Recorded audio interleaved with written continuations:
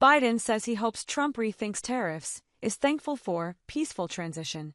President Joe Biden spent Thanksgiving morning giving back to first responders on Nantucket, while also taking time to give his thoughts on his successor's threats to issue tariffs on Mexico, Canada, and China.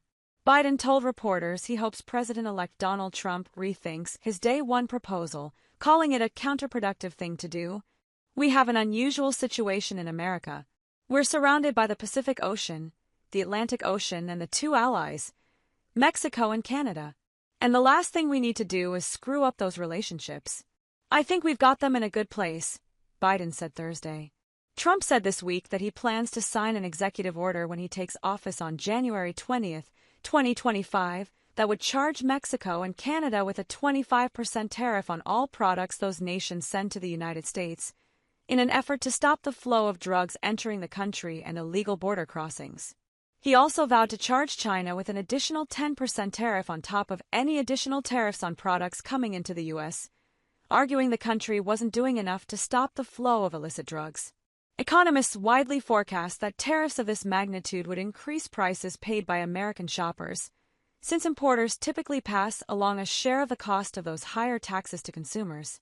Trump's tariffs would cost the average U.S. household about $2,600 per year, according to an estimate from the Peterson Institute for International Economics. With migrants being the central issue for Trump in threatening tariffs, Biden noted that illegal crossings are down considerably from what they were back when Trump was in office.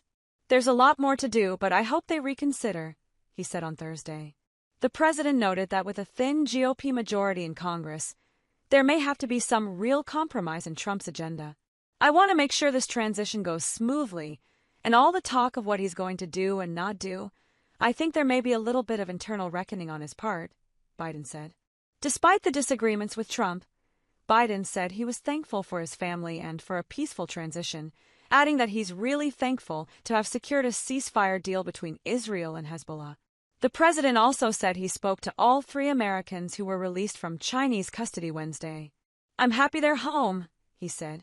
Biden, who was joined by the First Lady and his grandson Beau at a Nantucket firehouse, was asked what his message is to Americans worried about the future of the U.S. He told them to remember who we are. The White House said the Bidens also called units from each branch of the military to thank them and their families for their service to the country. Meanwhile, Vice President Kamala Harris spent Thanksgiving morning with her family at D.C. Central Kitchen as part of a community service project. Harris said she will be making a turkey, her famous cornmeal stuffing, sweet potatoes, cranberry sauce, scalloped potatoes, string beans, Brussels sprouts, salad, and rolls for dinner. "Lots of carbs," she said. When asked by a reporter, "What's next for you?" Harris joked, "Thanksgiving dinner," and continued preparing collard greens.